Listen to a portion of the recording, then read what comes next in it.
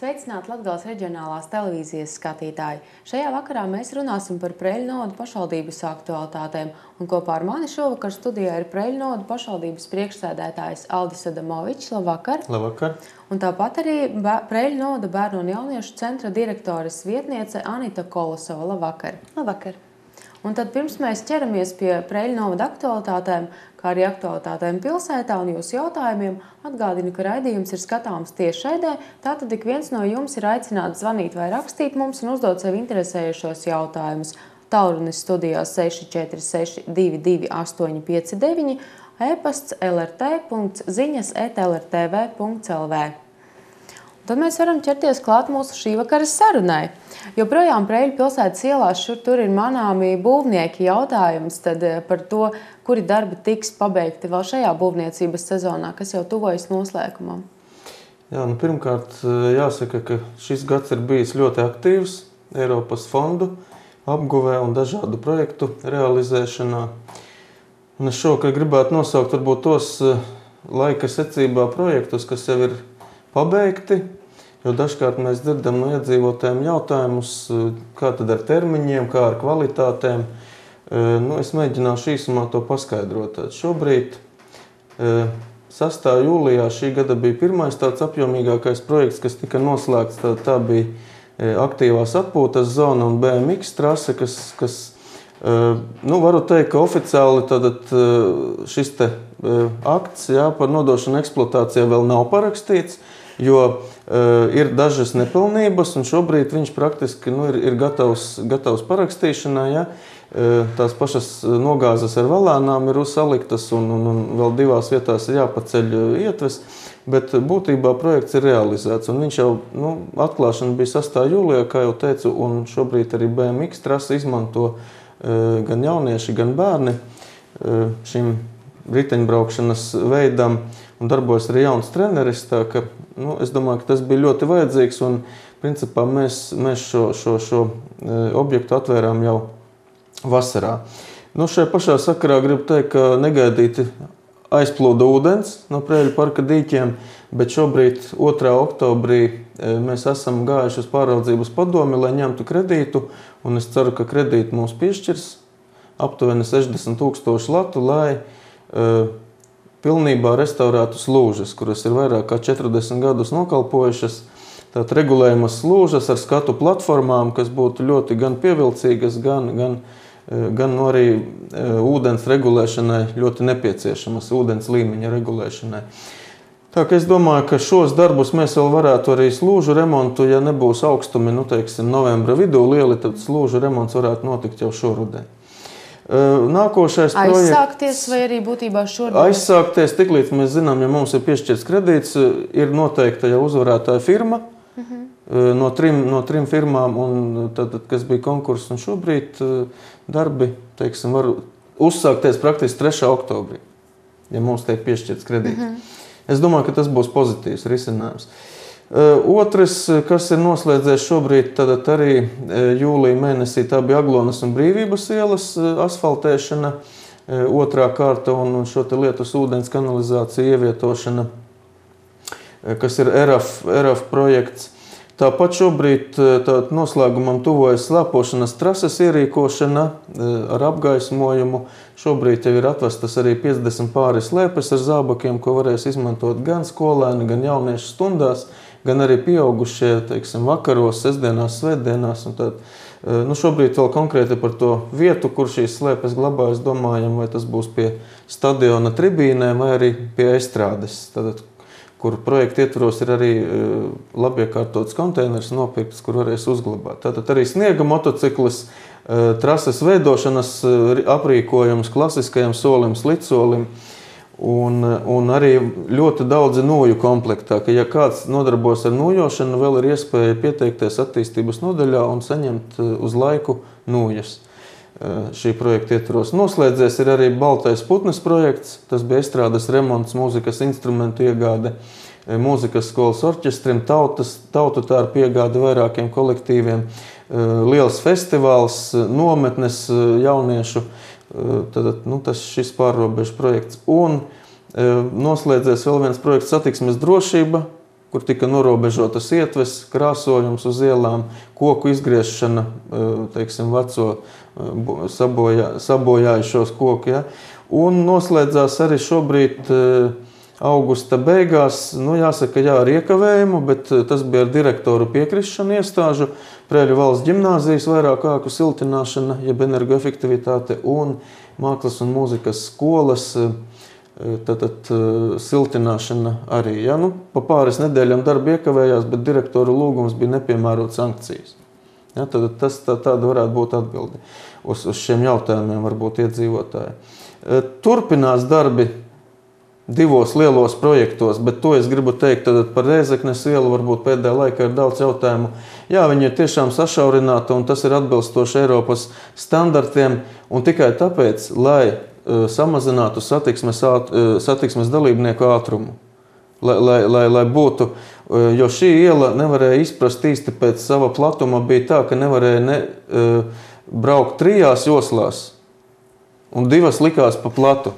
Un tāpēc brīžiem radās domstarpības, tāpēc viņa šobrīd ir pēc normatīviem izveidota 2 joslām, un arī viena no ietvēm ir veidota tā, ka tur varētu ierīkot arī veloceliņu, pa ko uztraucās iedzīvotāji, varbūt, ka tur nebūs. Zaļā zona ir atstāta tāpēc, lai ziemā varētu nošķirēt sniegu labāk. Un, teiksim, nevis uzreiz vest ārā. Rēzeknes iela tiks nodota praktiski rīt parīt, akti parakstīti, tad tas žogs, kas vēl nav pabeigts, tad tas ir garantijas vēstulē, un tas netraucē ne gājējiem, ne braucējiem, un līdz ar to es domāju, ka šis Rēzeknes ielas projekts tranzītielu varam uzskatīt, ka ir pabeigts. Bet šī projekta ietvaros mums ir palikusi nauda 125 000 pēc konkursa rezultātiem, ko mēs šobrīd runājam ar satiksmes ministriju, ka mēs varētu viņu šo naudiņu pārlikt nākošā gada pavasarī, un nosfaltēt 2. kārtu, tādu labu sagumu no Slūžām Daugavpils ielā līdz akciju sabiedrībai Preiļu sirs. Kas var teikt, šobrīd no tranzīta ielām visām ir atlikušais posms, kas ir bēdīgā stāvoklī. Un lielākais projekts, kas ir šo 2 gadu laikā, kas arī tuvojas pamazām noslēgumam, tiek veikti pēdējie darbi rakšanas. Tad šobrīd 3 dienas vai 4 ir slēgta Daugavpils ielas posmas, kur notiek savienošana ūdensvadu no Liepājas ielas uz Daugavpils ielu, un trešdien vakarā tad sola uzņēmējs jau palaist satiksmi, lai varētu. Un bija jautājums par to, cik tad ilgi būs slēgta satiksme Daugavpils 3 diennaktis, aptuveni 3 diennaktis, varbūt plus mīnus var gadīties dažas stundas. Bet šis ir lielais kohēzijas fonda projekts ūdensvadu un kanalizācija, tad pa 1,5 gadu mēs esam ielikuši aptuveni 19 kilometri dažādu pazemes komunikāciju. Sūkņu stacijas un viss kaut kas, kopumā vairāk kā pa 3 miljoniem. Mazās ielas daudzas ir pilnībā asfaltētas, tad lielajās ielās tiek atjaunotas tranšējas. Garantijā ir, kādas tās tranšēja vietas izskatīsies pēc ziemas, to mēs redzēsim, bet katrā gadījumā garantija ir, un ja vajadzēs, tad prasīsim uzņēmējiem to salabot. Un kā ir varbūt ar tiem būvniecības darbiem un projektiem, kam tomēr nāksies gaidīt nākamo būvniecības sezonu? Šobrīd ir iesākta, diemžēl jāsaka, mums nauda tika piešķirta pagājuši gadu, jūnijā, bet ir pagājis gads un 2 mēneši, kopš visi birokrātiskie šķēršļi ir veikti, un šobrīd ir uzsākti darbi apjomīgi 4 izglītības iestādēs renovācijas darbi. Siltināšanas, jumtu maiņas, hidroizolācijas, labiekārtošanas, arī pie pamatskolas hokeja laukuma ierīkošana. Tad šie darbi norisinās Preiļu 1. pamatskolā, kur ir, ja nemaldos, ap 670 000 ieguldījums. Bērndārzā Pasaciņa, tāda pilnīga renovācija arī to visu telpu, arī kur nav bijuši remonti, kosmētika, jumti, siltināšanas. Tad tur arī ir 663 000 latu šis te ieguldījums. 2. vidusskolas arī siltināšana un atsevišķu telpu remonti un labiekārtošana, tāda asfalta nomaiņa pie skolas, kas ir vairāk kā 300 000, un izkustējies ir arī Preiļu valsts ģimnāzijas ēdināšanas šis te bloks. Tas jau ģimnāzijai ir sapīgs jautājums daudz gadu garumā. Tas ir sapnis ģimnāzijai ilgus gadus, jau jāsaka, laikam no 98. gada, Un, beidzot, mēs arī tur šobrīd uzsākam darbus. Tas, protams, radīs neērtības, bet es gribētu šovakar arī aicināt vecākus, kuru bērni apmeklē skolas, bērnu dārzus, pieciest šīs neērtības, jo būs tiešām, bet mums ir nauda jāapgūst līdz nākošā gada septembrim. Tad šis projekts praktiski 2,5 miljonu vērtībā turpināsies līdz nākošā gada augusta beigām. Ja, un, kā jau teicu, Daugavpils šī posma ielas otrā kārta, un uz pavasari mums paliek arī 5 ielu posmi pilsētā, kas nāk ERAF aktivitātē kompleksa attīstība, un arī šajā aktivitātē būs 3 lauku ciematos arī vairākas ielas asfaltētas. Tā ka arī šobrīd uzsāktie darbi, viņi to, ko varēs darīs pa ziemu, ko atļauj temperatūrās, teiksim, zemās. Bet lielākā daļa šo darbu, protams, tiks darīta nākošu gadu.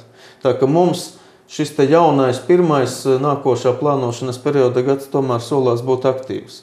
Un es gribu teikt, ka šie pēdējie projekta darbi, tas viss notiek Latgales rīcības programmas ietvaros.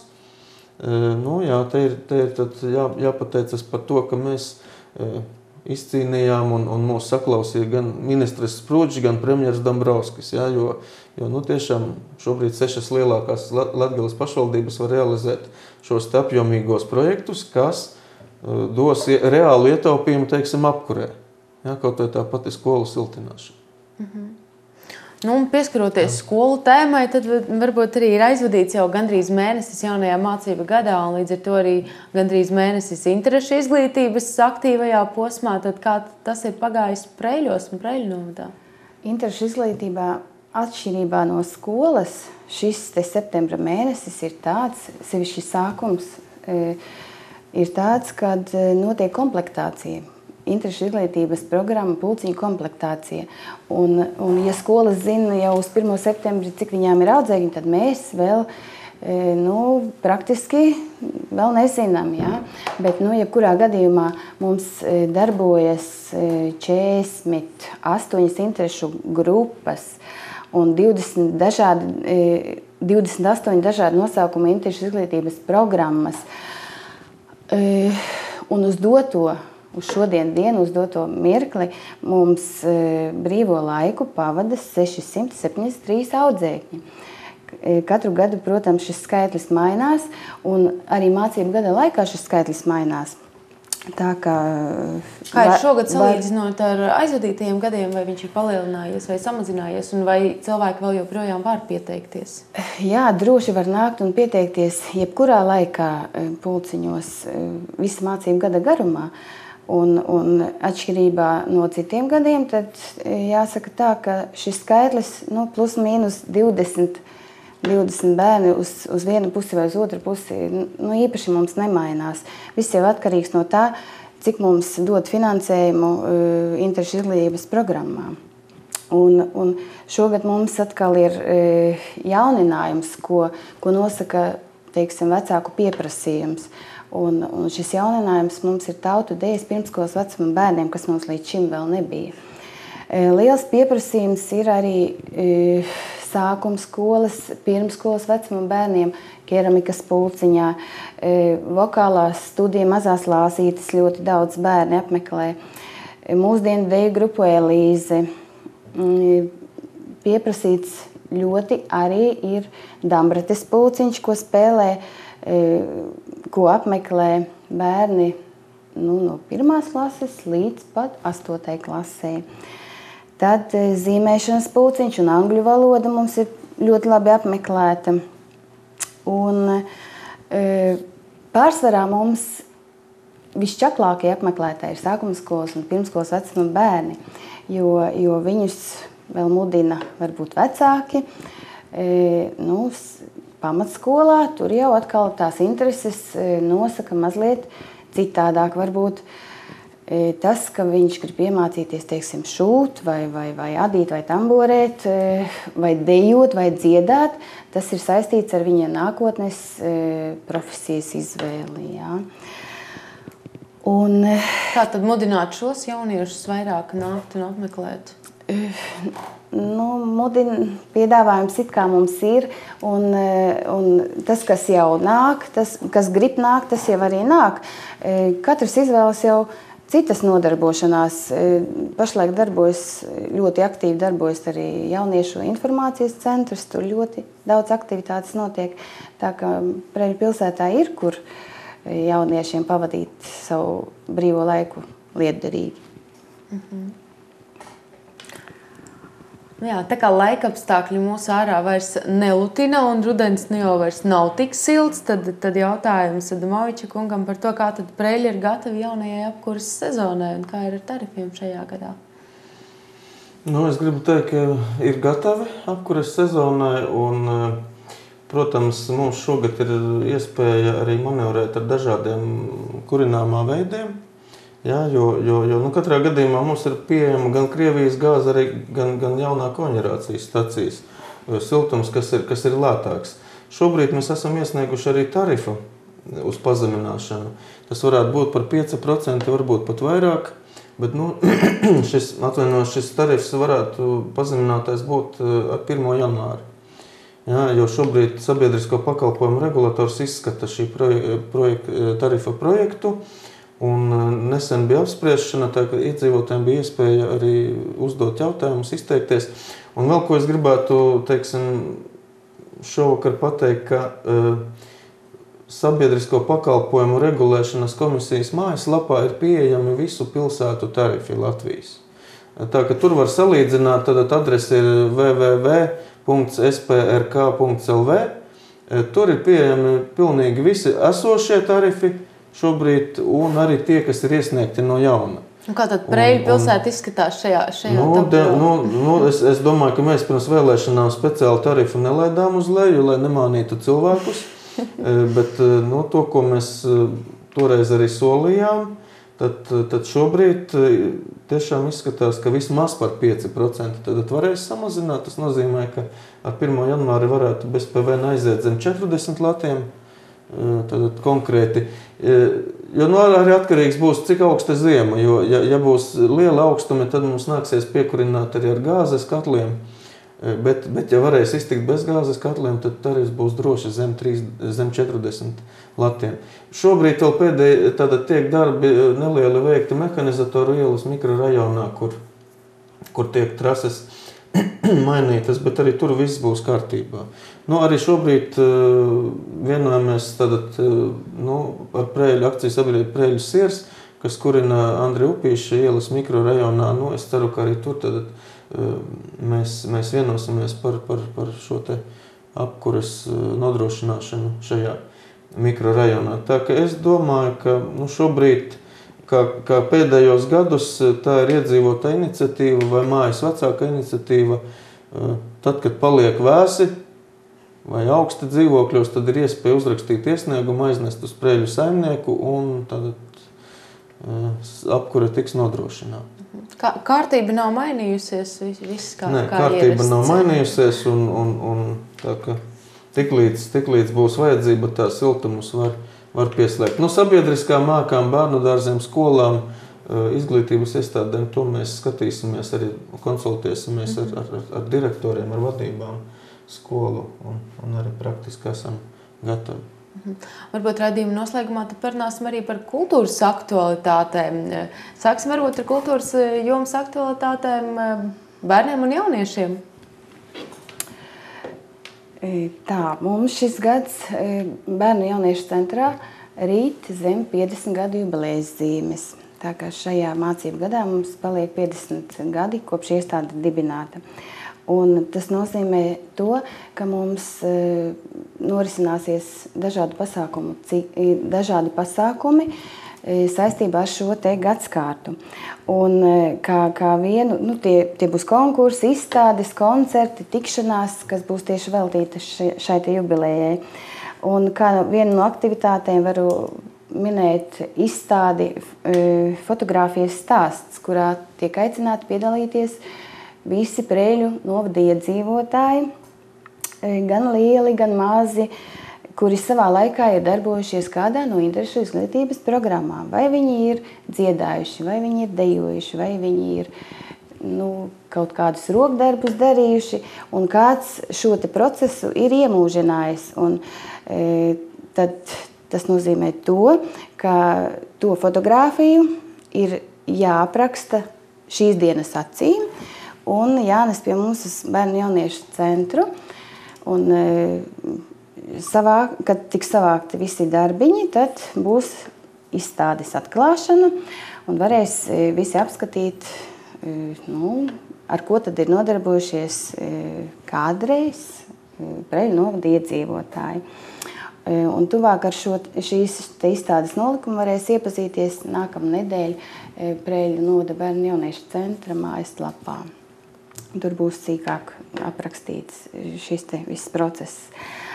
Tad mums šajā mācību gadā ir paredzēti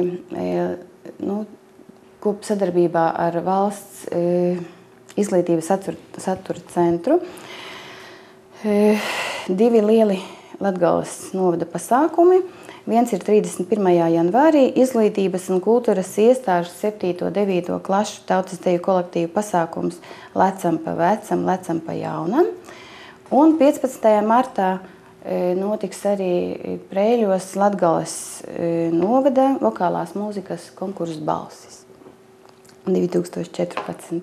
Tā, šādi. Protams, ir mums arī virkne dažādu tādu tradicionālu pasākumu, kas notiek Preļu novada bērnu jauniešu centra audzēkņiem, bet to ir ļoti daudz, gan dziedāšanā, gan tehnisku un sportisko iemaņu konkursi dažādi, un deju festivāli, noslēgumi, ir dažādas izstādes un dažādi svētki bērniem. Un arī šajā mācību gadā plānojam varbūt organizēt mūzikas nometni vasarā.